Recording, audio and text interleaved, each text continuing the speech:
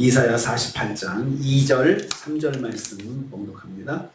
2절 3절 말씀 같이 봉독합니다. 그들은 거룩한 성 출신이라고 스스로 부르며 이스라엘의 하나님을 의지한다 하며 그의 이름이 만군의 여호와라고 하나 내가 예로부터 처음 일들을 알게 하였고 내가 입에서 그것들이 나갔으며 또 내가 그것들을 듣게 하였고 내가 호련히 행하여 그 일들이 이루어졌느니라.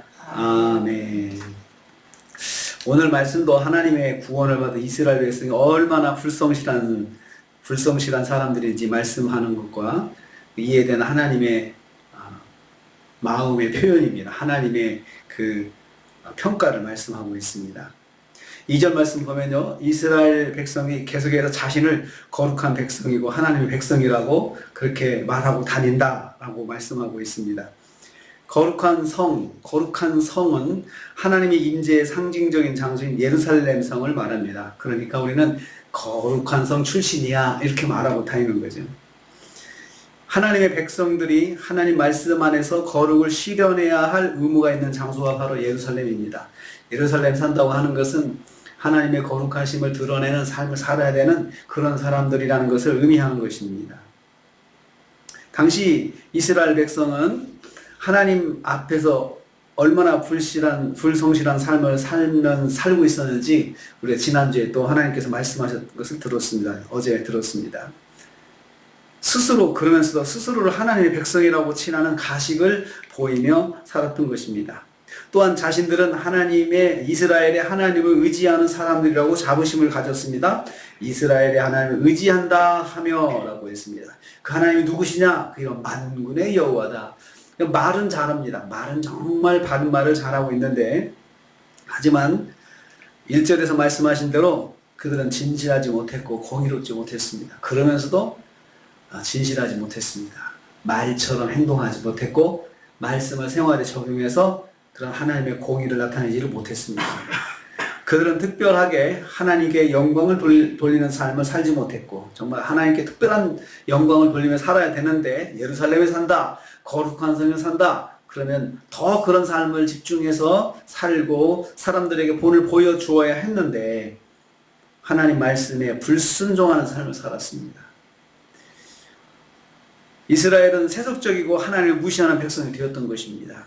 두 번째로 3절 전반부입니다.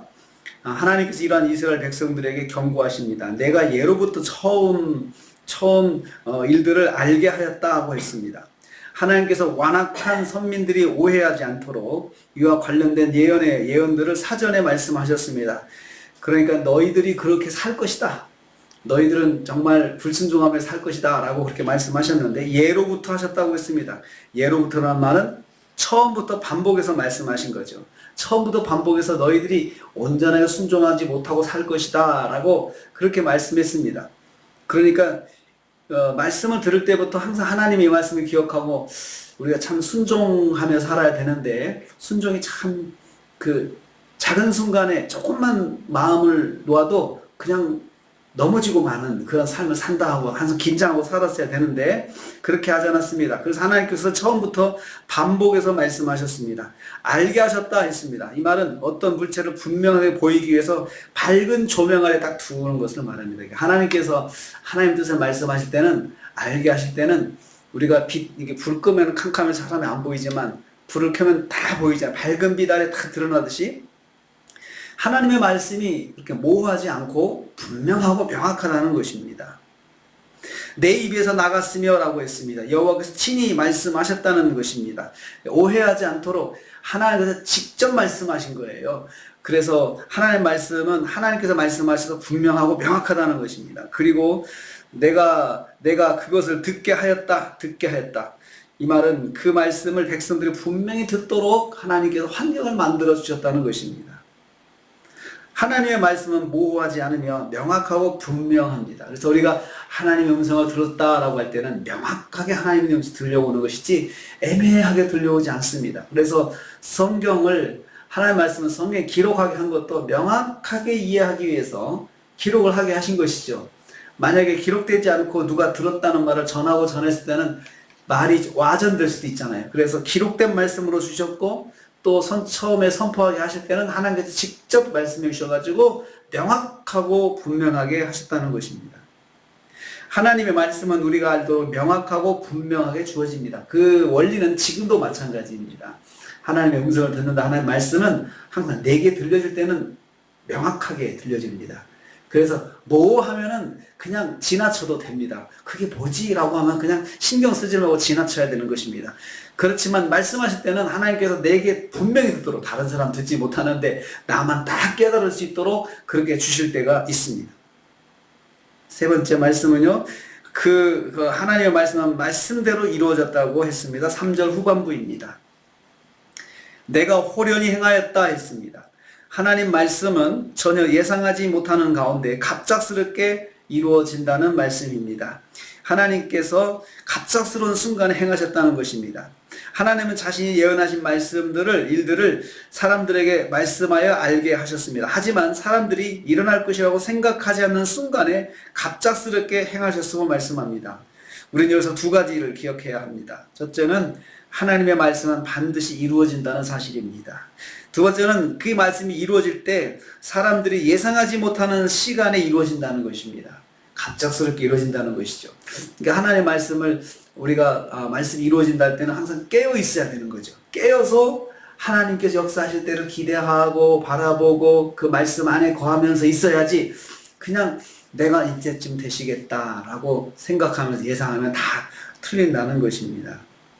그러므로 하나님의 말씀을 들었을 때 굳게 믿고 깨어 있어야 합니다. 오늘도 우리가 하루를 삽니다. 하나님의 말씀은 반드시 이루어지지만 하나님의 때에 이루어집니다. 그래서 우리가 내게 주신 말씀은 언제든지 깨어서 붙잡고 있어야 합니다. 잊지 말고 붙잡고 있어야 합니다. 그럴 때 하나님께서 내게 역사하실 때 그걸 분명히 내가 이해할 수가 있죠. 그래서 깨어 있어야 하나님의 그 역사하심을 체험할 수 있고 응답을 체험할 수가 있습니다. 깨어있지 못하면 응답하신 것을 모르고 지나칠 수가 있는 것이죠. 그래서 사람들이 말씀은 잘 듣지만 깨어있지 못해가지고 응답을 놓치는 경우가 많이 있습니다. 하나님이 응답하셨는데 내가 그 사실을 깨닫지 못하고 있는 경우가 많다는 것입니다. 오늘 우리가 하루를 삽니다. 깨어있어야 합니다. 주신 말씀 붙잡고 깨어있을 때 하나님께서 분명하게 말씀하셨습니다. 역사하신다, 응답하신다, 이루신다 하셨습니다. 내가 호련히 행하였다, 호련히 행하였다 말씀하셨습니다. 이미 이스라엘 백성들에게 하셨던 말씀도 이미 다 하나님께서 이루셨다는 것이죠. 그리고 그 말씀대로 하셨다고 여기 말씀했습니다. 오늘 하루도 깨어서 주신 말씀 내게 이루어지고 응답하시는 것을 체험하는 하루가 되시기를 주님의 이름으로 축복합니다. 주님 감사합니다.